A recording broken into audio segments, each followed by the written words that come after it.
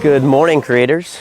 It is a cold, wintry, windy, brisk, chilly, cold, I think I already said that one, morning in Nashville, Tennessee. Something like 25 degrees today, but it's kind of nice. Got a nice little crisp in the air. And it's an ugly day, but I figured that would maybe be the right kind of day to talk to you about what we're talking about today, which is the 8 ugly truths of entrepreneurship.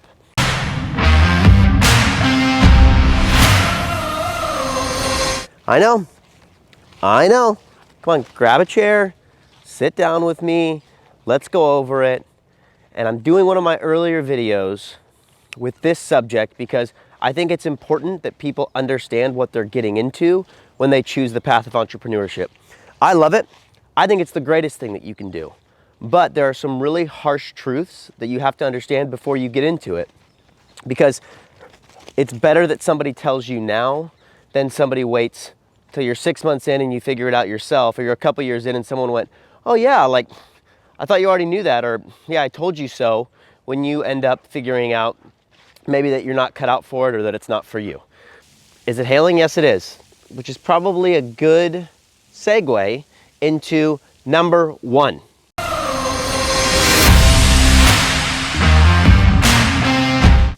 It is the work that you do when no one is watching that will separate the burnouts from the success stories, okay? That's just the truth of all things. You can go on Instagram, you can go to all of these programs and see all these people talking and looking like they have just complete freedom over their lives, doing whatever it is that they want.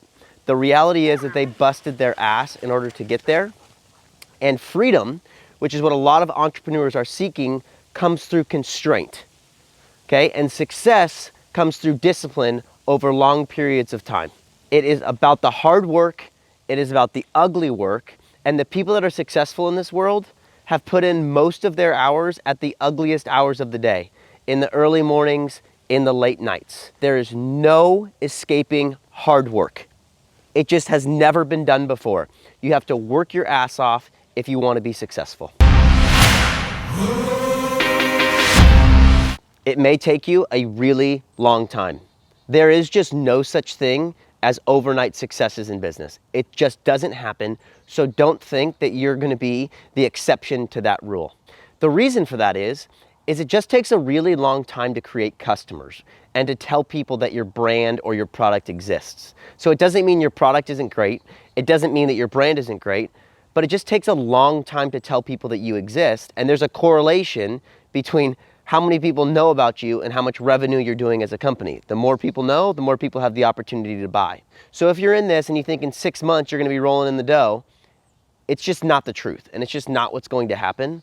If you look at some of the great brands, if you look at Nordstrom, okay? If you look at Carhartt, if you look at Filson, my favorite brand, Filson, 1897 was when it was founded. They were literally making clothes for gold miners, okay? Carhartt, 1889, Nordstrom's, 1901. Starbucks had its first store in 1971 and didn't have 100 stores until 1991. So you have to understand, it's gonna take a long time.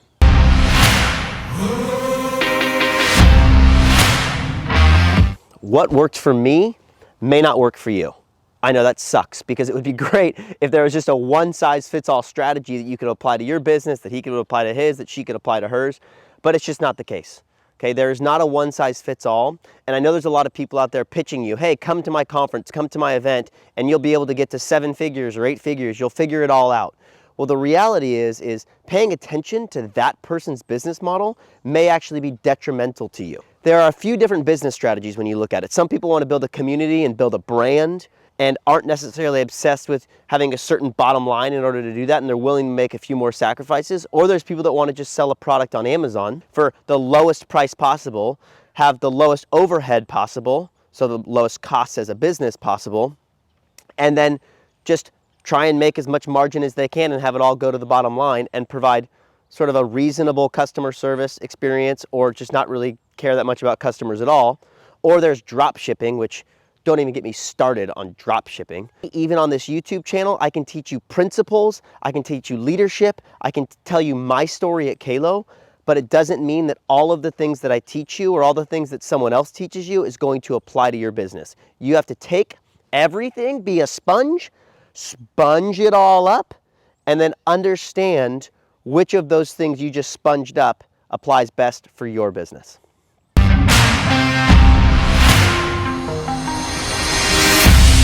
And the truth is, if you're someone like me who is married or has kids, or even if you don't, you're gonna go home at the end of the night and not have anything left for anyone else. It's just the truth of it. Or you're gonna be getting up in the morning exhausted because you were up from 10 p.m. to 4 a.m. the night before just answering customer service emails.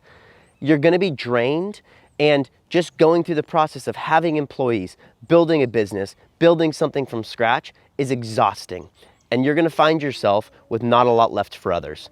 And that was just so hard for me because, especially with the business that I was running, Kayla, which was about marriage and family, is like, I wanted to be there for my wife, but I found myself a lesser husband and a lesser father sort of as a result of running my business. And so you have to work really hard at understanding that balance and understanding how it works best for you and the people in your life.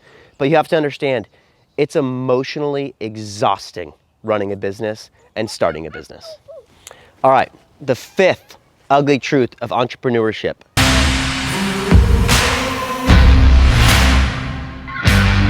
Money is not going to solve all of your problems. I know it's really counterintuitive to what a lot of people tell you out there pitching you the dream of going out and becoming a millionaire and having life be wonderful and great. And yes, there are some benefits to that happening, but at the same time, money is not going to solve all of your problems. I can promise you that. All success financially will do is magnify the behavior and character that already exists within you. Okay? So if you're someone that struggles with X, it's only going to 10X that issue. And so I think it's really important that before you get started in business and before you get started in entrepreneurship, that you understand you are starting it and doing it for reasons other than to get really rich. There is scientific proof that says once human needs are met financially, that there is not a correlation with more happiness beyond that. So keep that in mind and start your business for the right reason, because if you're doing it to make money, you're not going to be happier at the end of the journey. We're almost done. Bear with me. Hopefully you're still listening and you didn't tune out and go, this dude's super depressing. Okay, I know it's a little depressing, okay, but bear with me. It's helpful. All right, the sixth ugly truth of entrepreneurship.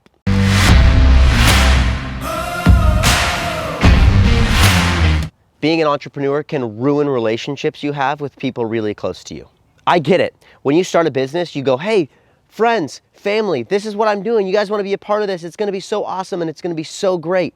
But the problem is, once people do that, they don't set boundaries and they don't have a willingness to have a difficult conversation with those people. And so resentment builds or frustration builds, and then the relationship ends up blowing up. Also, anytime money is involved with friends and family, it complicates things. So just know, if you're going to be an entrepreneur, proceed with caution when working with family and friends. I'm not saying don't do it, just understand that it can ruin relationships. All right, I'm gonna walk because it's getting a little chilly. There are two left. There are only two left.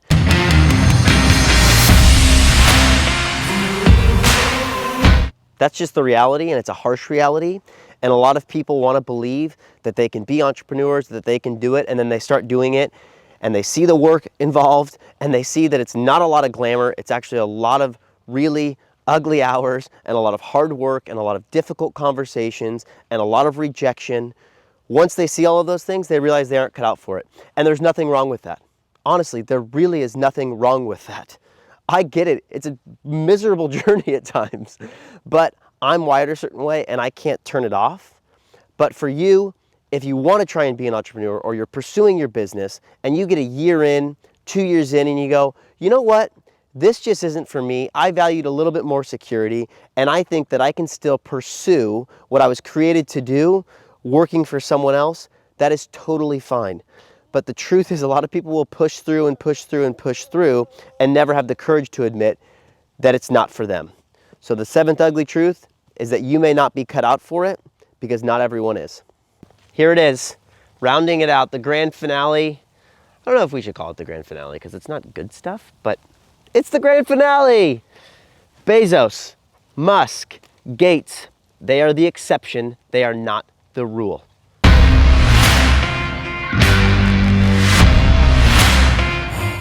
I hear the question all the time, or I read the question all the time on forums. Hey, how can I be the next Bill Gates? Hey, how can I be the next Jeff Bezos? Let me tell you where you start. By working your ass off. Those people are lottery winners. They're 1 in a billion, okay? They're incredible minds, but they all had one thing in common. They worked their ass off in the early days, and they had the courage to admit, I'm not an expert, but I know what I can do, and that's work really hard to build something. And they also had the courage to stand up to a lot of people that maybe said their idea was crazy, or maybe their idea was worthless.